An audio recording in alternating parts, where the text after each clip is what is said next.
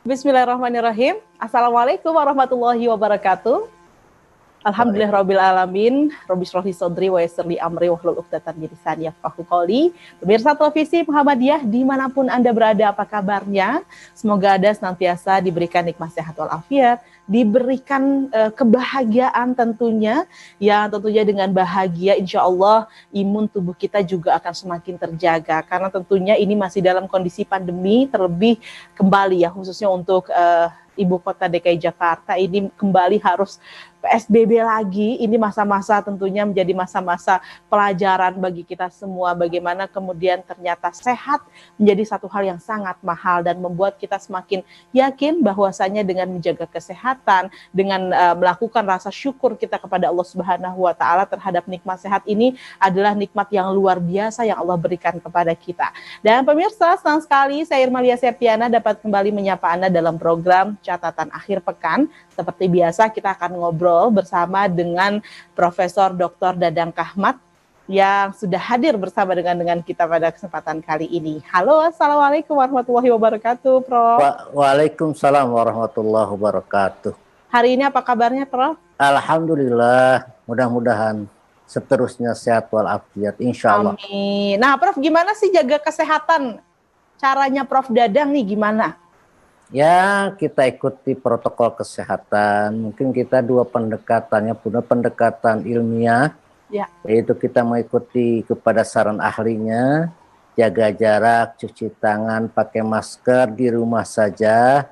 Yang keduanya kita pakai pendekatan ukhrawi, teologis, yaitu berdoa pada Allah Subhanahu wa taala. Semoga kita selalu dijaga, dilindungi oleh Allah. Saya kira tidak ada sesuatu pun yang bisa selamat kecuali Allah yang menyelamatkan. Baik, Masya Allah. Masya Allah, luar biasa sekali, Prof. Ini tentunya menambahkan juga ya keyakinan kita terhadap pertolongan Allah Subhanahu wa taala, bahwa kita juga semakin yakin sesuatu yang terjadi di dunia ini tidak akan pernah terjadi kecuali atas kehendak Allah Subhanahu wa taala ya, Prof ya. Ya, betul. Tetapi kita harus tetap ikhtiar ya. Ikhtiar, betul sekali. Ya, karena ini diwajibkan oleh agama kita untuk menghindar dari yang merugikan pada diri kita, yang akan memberikan mudarat bagi diri kita. La doror wala diror. Tidak boleh menganiaya dirimu dan tidak boleh merusak diri orang lain. Masya Allah, Masya Allah. Nah, ini dengan kita menghindari kerumunan, dengan kita tetap menjaga kesehatan, sering mencuci tangan dan menggunakan hand sanitizer secara berkala, ini artinya kita juga tidak memberikan mudarat kepada orang lain. Terlebih kita juga bisa menjaga diri kita dari terhindarnya virus yang saat ini sedang berkembang, begitu ya, Prof ya. Betul. Ini kan sekarang hari ini lebih dari 4.000 lebih ya yang terinfeksi itu, dan rumah sakit sebagai rujukan ternyata penuh. Betul. Dokter-dokter, perawat juga kelelahan sehingga yang meninggal dokter sudah 120 lebih. Saya kira ini memperhatinkan kita. Oleh karena itu dengan kita menjaga diri, berarti kita ingin membantu orang lain, jangan orang lain kesusahan karena gara-gara diri kita. Betul. Jadi samping kita menjaga diri juga menjaga orang lain, jangan sampai orang lain susah atau repot ya berkenan dengan kita sakit. Baik, dan tentunya pemirsa, dibalik dengan informasi terkait dengan terus meningkatnya jumlah orang yang positif corona dan lain sebagainya, tentu banyak juga kabar gembira yang ini diharapkan juga bisa menjadi satu harapan bagi kita semua ya. Ternyata yang sembuh juga semakin banyak. Insya Allah kita semua cepat keluar dari kondisi seperti sekarang ini. Amin. Baik, Prof, ini tentang tema catatan akhir pekan. Kali ini kita akan ngobrolin tentang aktivitas dakwah. Nah, aktivitas dakwah ini sebenarnya juga jadi satu aktivitas yang senantiasa dilakukan oleh pimpinan pusat Muhammadiyah khususnya, begitu ya. Karena tentunya yang namanya berdakwah ini adalah satu aktivitas yang dilakukan di setiap kegiatan, begitu. Karena makna dakwah itu sendiri sebenarnya apa, Prof? Iya, dakwah itu asal kata dari da'ayat mudakwatan, mengajak. Ya. Jadi kita ini oleh Allah disuruh mengajak, ud'u ila sabili rabbika bil hikmah. Ajaklah kepada jalan Tuhanmu bil hikmah, dengan cara hikmah, wal mau'idotil hasanah, tutur kata yang baik, wajadilhum billati ahsan, dan dengan diskusi bermujadalah dengan baik. Artinya da'ayad'u itu adalah mengajak kita kepada kebenaran, mengajak kita kepada Allah, mengajak kita kepada agama Allah itu.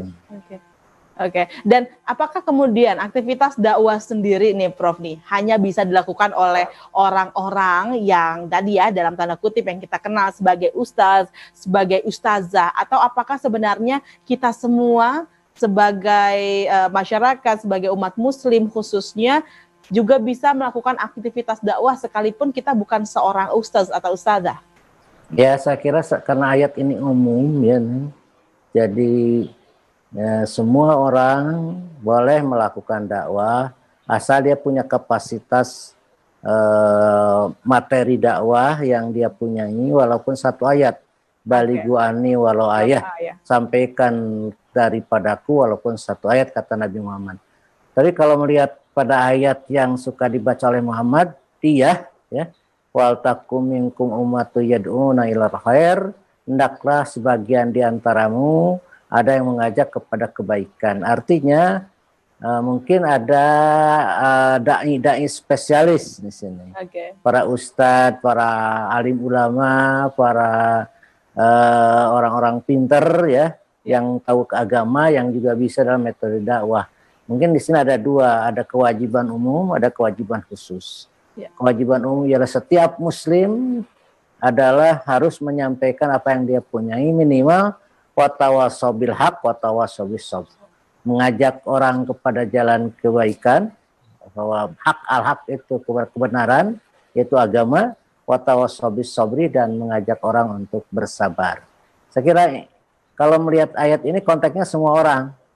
Tetapi kalau lihat konteks ayat tadi mungkin ada dua, sini ada dua kategori, ada yang profesional dan ada yang umum, gitu. Itu saja mungkin.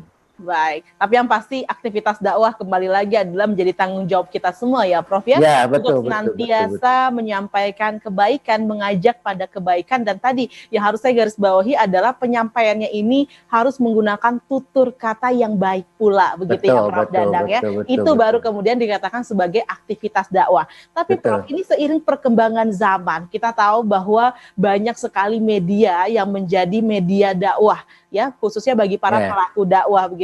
Apalagi di masa pandemi seperti sekarang ini, kita tahu kemudian pemirsa banyak sekali orang yang kemudian berbondong-bondong menggunakan media sosial untuk melakukan penyebaran informasi termasuk pada aktivitas dakwah. Nah, apakah ini mengurangi kemudian dari manfaat atau makna dakwah itu sendiri, atau apakah memang ini boleh-boleh saja dilakukan? Kita akan bahas usai jeda, tetaplah bersama kami di Catatan Akhir Pekan.